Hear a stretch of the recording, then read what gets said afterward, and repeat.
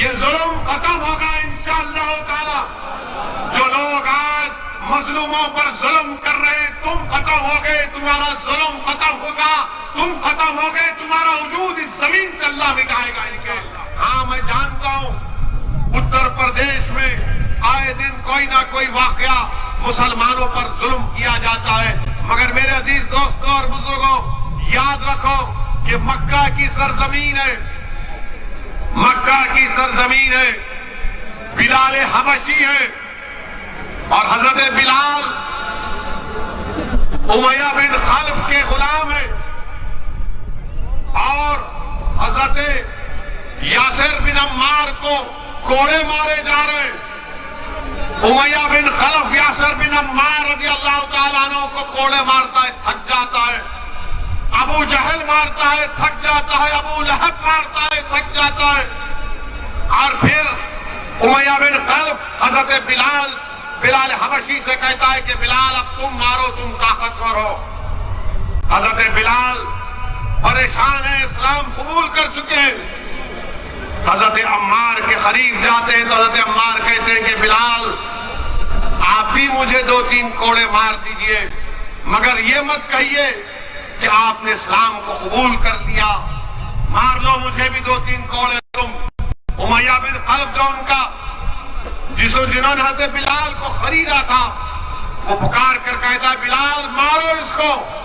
حضرت بلال حضرت عمار بن یاسر کی طرف دیکھتے، ابو لہب کی طرف دیکھتے، حضرت عمار بن یاسر کی طرف دیکھتے، امیہ بن خلف کی طرف دیکھتے، حضرت یاسر بن عمار کی طرف حضرت بلال دیکھتے، اور ابو جہل کی طرف دیکھتے ہیں، اور پکار کر کہتے کہ سنو یاسر بن عمار، جب تم اس اللہ وحدہ لا شریک کو ماننے والے ہو، جب تم رسول اللہ صلی اللہ علیہ وسلم کے غلامی کا اعلان کر چکے، تو جب تم اللہ کے دین کے لیے کوڑے کھا سکتے ہو تو بلال بھی تمہارے لیے کوڑے کھائے گا. اور پکار کر امیہ بن خلف کو کہتے ہیں کہ اکیلا یاسر بن عمار کوڑے نہیں کھائے گا، بلال بھی کوڑے کھائے گا اور تمہاری مصیبت کا مقابلہ کرے گا. میرے عزیز دوستوں اور بزرگوں، کبھی بھی حالات سے مایوس مت ہو. اللہ قرآن میں فرماتا لا تقنطوا من رحمت اللہ، کہ اللہ کی رحمت سے مایوس مت ہو. حضرت بلال کو کیسی تکلیف دی جاتی تھی مکے کی سرزمین پر، ریت پر لٹا کر گرم گرم پتھر حضرت بلال کی پیٹھ پر رکھ دیے جاتے. رسول اللہ صلی اللہ علیہ وسلم نے جب حضرت بلال کی تکلیف دیکھی تو آنکھ میں آنسو آ گئے رحمت اللہ عالمین کے، اور دعا کی یا اللہ حضرت بلال کے پر کچھ آزاد کر دے اس تکلیف سے. صدیق اکبر کہتے اور رسول اللہ صلی اللہ علیہ وسلم کی آنکھ میں آنسو دیکھ کر کہتے کہ یا رسول اللہ آپ کی آنکھ میں آنسو کیسے ہیں؟ تو رسول اللہ صلی اللہ علیہ وسلم فرماتے ہیں کہ میں بلال کی تکلیف کو برداشت نہیں کر سکتا، کہ ہے کہ جو بلال کو خرید کر آزاد کر دے. صدیق اکبر جاتے ہیں، حضرت عباس سے کہتے ہیں جو اس وقت تک اسلام نہیں قبول کیے، ان سے کہتے ہیں کہ جاؤ امیہ بن خلف سے بات کرو کہ اس کو آزاد کرے اور کیا قیمت ہوگی ہم دے دیں گے. امیہ بن خلف راضی نہیں ہوتا. صدیق اکبر جب آ کر کہتے ہیں کہ میں خریدنا چاہتا ہوں، آزاد کرنا چاہتا ہوں حضرت بلال کو، تو ظالم امیہ بن خلف کہتا ہے کہ میں نے 50 دینار میں حضرت بلال کو خریدا، 1000 دینار دینا پڑے گا، اور تمہارے پاس جو دو رومی غلام ہے اس کو بھی دینا پڑے گا. صدیق اکبر راضی ہوتے ہیں. حضرت بلال کو جب اٹھاتے تو حضرت بلال، سیرت کی کتابوں میں آیا کہ حضرت بلال جس طرح ہم سجدے میں ہوتے ہیں اس طرح سجدے میں گرے ہوئے، اور جسم پر گرم گرم پتھر لگے ہوئے اور خون بہ رہا ہے. صدیق اکبر حضرت بلال کو اٹھاتے ہیں، اپنے گھر کو لے کر جاتے ہیں، ان کی صفائی کرتے ہیں، کپڑے پہناتے ہیں، اور ان سے کہتے ہیں کہ چلو. حضرت بلال رونا شروع کر دیتے ہیں. انہوں نے زندگی میں اپنے باپ کی محبت نہیں دیکھی تھی، حضرت بلال نے خوب روتے ہیں. تو صدیق اکبر ان سے کہتے ہیں کہ بلال یہیں پر رو لینا، آقا کے سامنے نہیں رونا، میں دنیا کا رونا دیکھ سکتا ہوں. رسول اللہ صلی اللہ علیہ وسلم کے آنکھ میں آنسو کو برداشت نہیں کرتا. دونوں مل کر رسول اللہ صلی اللہ علیہ وسلم کے پاس جاتے ہیں رسول اللہ صلی اللہ علیہ وسلم حضرت بلال کا استقبال کرتے اور صدیق اکبر سے کہتے ہیں کہ تم نے بہت بڑا کام کیا، شکریہ۔ یہ صدیق اکبر حضرت بلال سے کہتے ہیں کہ رسول اللہ کے سامنے رونا نہیں، صلی اللہ علیہ وسلم کے سامنے۔ وہ رسول اللہ صلی اللہ علیہ وسلم کے سامنے کہتے ہیں یا رسول اللہ میری ساری دولت آپ پر قربان، آپ نے کیسے شکریہ کہا، یہ دولت آپ کی ہے۔ اب آپ اندازہ لگائیے کہ وہ حضرت بلال جس کو مارا جا رہا تھا، پیٹا جا رہا تھا، اللہ کے رسول نے دعا کی، وہ بلال آزاد بھی ہوئے، اور اللہ کے رسول صلی اللہ علیہ وسلم نے حضرت بلال سے کہا کہ آؤ بلال میرے سینے سے لگ جاؤ۔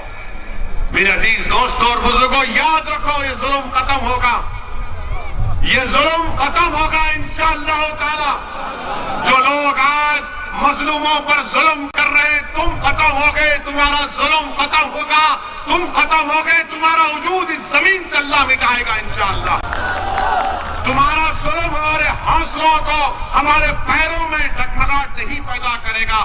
تم جتنا ظلم کرو گے ہمارے حوصلے بڑھتے جائیں گے، تم جتنا دباؤ گے اتنا اٹھیں گے انشاءاللہ تعالی، کیونکہ اللہ نے قرآن میں فرما دیا جنہوں نے اللہ پر ایمان لایا اور ڈٹ گئے زمین پر، اللہ ان کی فرشتوں سے مدد کرتا۔ تو تم ڈٹ جاؤ زمین پر، تم ڈٹ جاؤ زمین پر، ہمت مت ہارو۔ جیسا کہ کسی شاعر نے اچھا کہا، ادھر آ ستمگر ہنر آزمائے، ادھر آ ستمگر ہنر آزمائے، تو تیر آزما ہم جگر آزمائے۔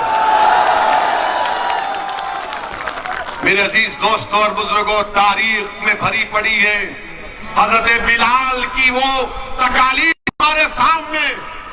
حضرت سمیہ کو نیزہ مار کر ان کا حمل ساکت کر دیا گیا، حضرت سید الشہداء حضرت حمزہ کی لاش سے کیا کیا گیا تھا۔ تو تم کیا سمجھ رہے ہو کہ ہم پر جو ظلم کیا جائے گا؟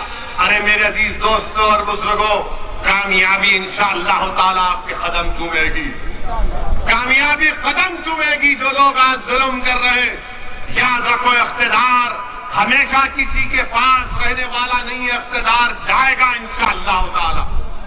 جو لوگ آج ظلم کر رہے ہیں طاقت کے بلبوتے پر، اقتدار کے نشے میں آ کر، کل تمہارے پاس اقتدار نہیں ہوگا، کل تمہارے پاس اقتدار نہیں ہوگا۔ اور میرے عزیز دوستوں، نوجوانوں، ہمیشہ آپ سے کہہ رہا ہوں کہ اپنے دل پر بھروسہ کرو، دماغ پر مت کرو۔ دماغ تم کو ڈرائے گا۔ جب حضرت بلال کو امیہ بن خلف نے کہا کہ لو گھوڑا لے کر مارو، تو حضرت بلال کی نیت صاف تھی، وہ دیکھ رہے تھے کہ اگر میں نہیں ماروں گا تو آگ میں ڈالا جاؤں گا، مجھے مارا جائے گا۔ مگر دنیا نے دیکھ لیا کہ حضرت بلال نے سچائی کا ساتھ دیا، حضرت بلال نے اپنے دل کو مانا اور سچائی کا حق کا ساتھ دیا، تو وہ عروج پر پہنچے۔ کون سے عروج پر؟ کہ جب مکہ فتح ہوا تو مکے کی چھت پر کھڑے ہو کر سیاہ فام حضرت بلال نے، صحابی رسول نے نمازاں